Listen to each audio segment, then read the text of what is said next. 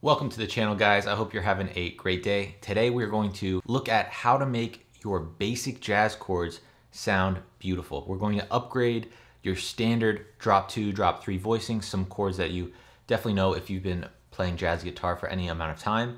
And I'm going to show you some ways of getting some new sounds out of those, some ways of adjusting them to make them sound a little bit more interesting. Then what we're going to do is actually apply those voicings that we learn to some different jazz standards so that we actually have an application. A lot of times these videos we'll just learn the chords and the new voicings, but without actually applying them to a real song, a real standard, I think you lose out on a lot and it's a lot harder to retain that information. So let's get right to it. So the first voicing we're gonna look at, this is our basic voicing. We're gonna look at major chords today. We're gonna look at a C major 7. We got C, G, B, and E, right? Our root, 5th, 7th, and 3rd. Now this is one that you probably know, and we have a few different ways of getting some new sounds out of this. One way is to change the order of the notes and get rid of our 5th to add in the 9th, and that would give us this C major 9. Right? It's a little bit more interesting. It's maybe the next level. What can we do after that though? Well, you can also take this B note and we can drop that down to the 6th, which is A. A lot of times your chord can have the major 7th to give a major 7 sound, or the 6th, and that can replace the sound of the 7th. That gives us this cool 6-9, C6-9, C, E, A, D. You can even add in the G on top if you want. We don't have to only have the 7th or the 6th though. Sometimes we can have both. And a really nice voicing for that is this C major 13. I'll show you a good way of applying this in a standard at the end of this video. So this is C, B, E, A. So we can put the 6th and the 7th in here. In this case, if we have the 6th while we have the 7th, we tend to call it a major 13th chord. So that's one way of starting to adjust these notes. We're basically using this C major 7 drop 2 shape and starting to think, what notes can we move around? Like I can move this E and move this all back to create this major 9. I can take this B note down to A. We're all basing this off of this one chord shape. Another way we can get some interesting sounds though is, again, starting here with the C major 7 and trying to create major triads on the higher portion of this chord. Some people call this a slash chord. That's how we'll adjust it for today. I'll list it out as a slash chord. But let's take a look here. So we have C, G, B, E. If I move this E down a whole step to D, now it's hitting like the bar, I get a G major chord here. And a G major chord with the C in the bass. Sounds pretty nice. We would write this as a G/C. That means there's a G major chord and the slash denotes that the next note is going to be a bass note. So it's G over the bass note C. Well, that creates a really nice major 9 type sound without the 3rd. We can do it that way. We can also start back here at our C major 7 drop 2 voicing, move the 5th down a half step, and that gives us a really cool major 7 sharp 11 sound. Right, we have that. Again, I'm thinking of this, and if I want the major 7 sharp 11, I do that. For those that are familiar, this is also one of the secret jazz chord voicings. Let's do a little bit more with the slash chords though. So in addition to the G over C, we can also raise this G note up a half step. So we just dropped it a half step for F sharp. We can raise it a half step, and then we get an E major triad. And then we put C in the bass. Now this is a pretty dissonant sound, but I'll show you a really cool way we can actually make use of this major 7 sharp 5 type of sound in E over C. Again, later we'll do an example of that. And then the last one I want to show you here that uses a slash chord is a D over C. So again, we are here, we're going to adjust. It almost looks like the C major 9 voicing, but we switch our index finger and our pinkies.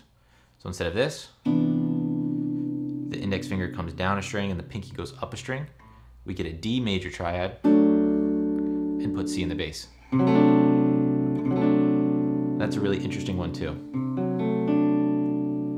So we have a lot of different options here. Again, I'm gonna show you how we can implement this. Use whichever ones sound appealing to you. And as you do that, you really want to, I'd encourage you to apply it to different songs. The last thing I wanna look at here before we get into some of these examples is applying these same ideas but on a higher set of strings. So we can take our C major, putting a G on top now, and now when I move this E note down a whole step, we get a high G chord with the C in the bass.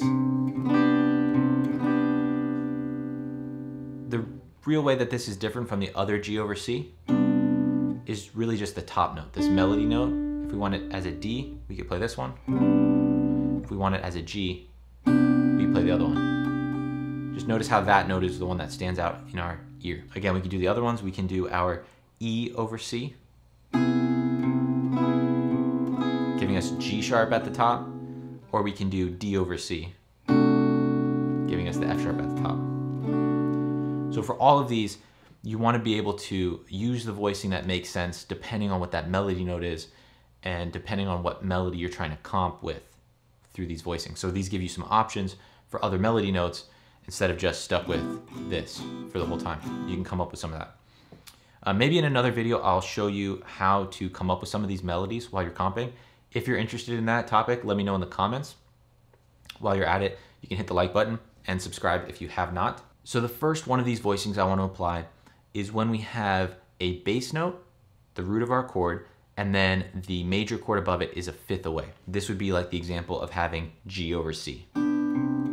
This kind of sound. We're gonna apply this to My Romance, and we're gonna do it in a different key. So part of this that's gonna be a little more advanced is we're gonna do it in a key that fits this song. My Romance is sometimes done in C, sometimes done in B flat. We're gonna look at it in B flat here. So let me play the example and then I'll talk about how it works.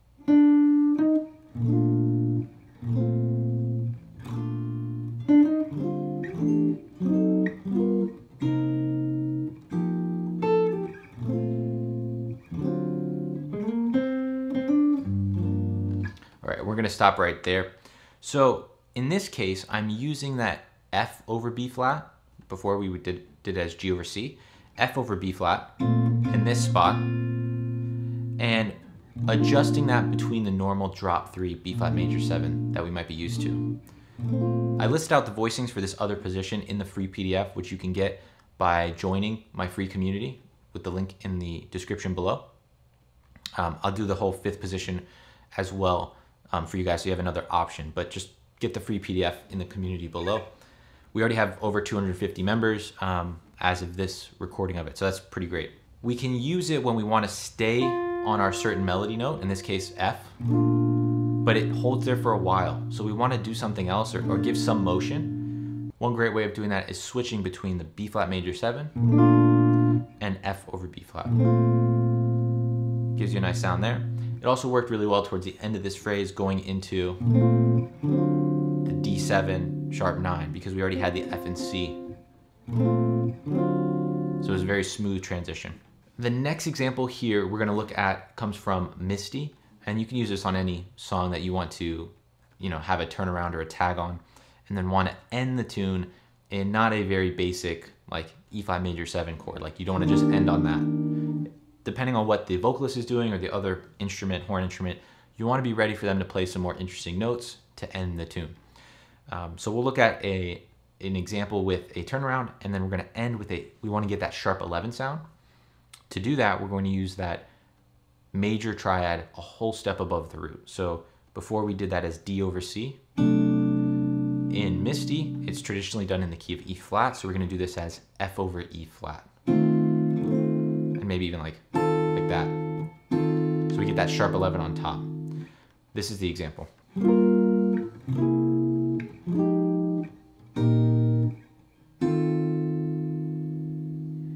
I like thinking about this in that same shape as our major 9 chord from before. You have access to that sharp 11 sound right here, just as the triad. And again, don't feel like you need to play the full chord all the time. Like we could add in other notes here.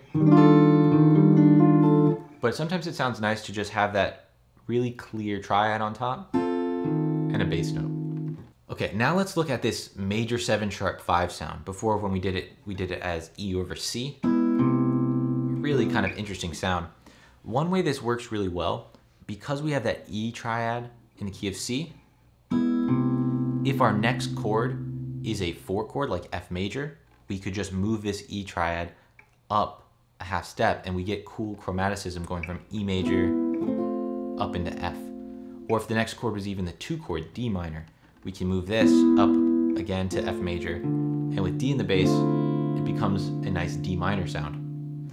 So we're gonna do this over Autumn Leaves, and we're going to do it when we have a chord, B flat major, and then it goes up a 4th to E flat major, and then we'll get a cool sound with that. So let me play that example.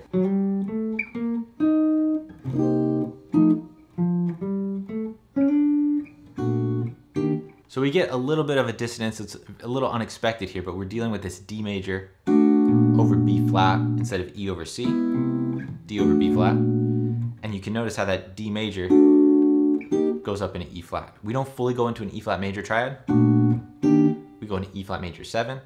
And it's cool because we still have this little 6th going ascending. So we get that voice leading of the F sharp going into G. Next up, we're going to look at how to use this major 13 chord. The one I did here, C major 13. This one is really nice to have in your arsenal, especially if you're doing chord melody or solo guitar stuff, because sometimes you will have a 6th in the melody note for the song that you're working on, and you need a good voicing for it, where the 6th is in the top note. You can't use like C6 like this, or C6-9, because the A, that 6 is inside your chord. So this one works great for when you need the 6th on top. A great standard that has that is Moonlight in Vermont.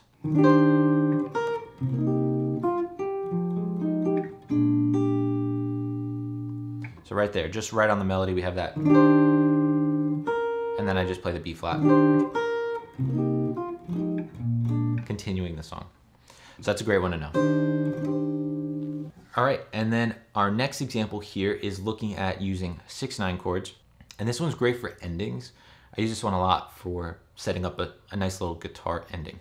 So we'll do this over There Is No Greater Love, but literally any song that ends on a major chord, you can implement this, right? So we have.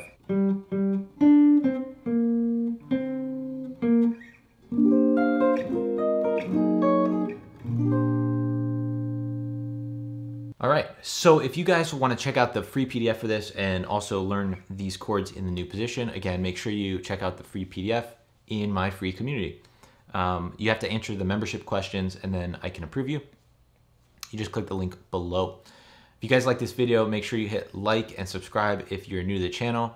Check out some of my other videos if you are new. And I'll see you guys in the next video. Thanks.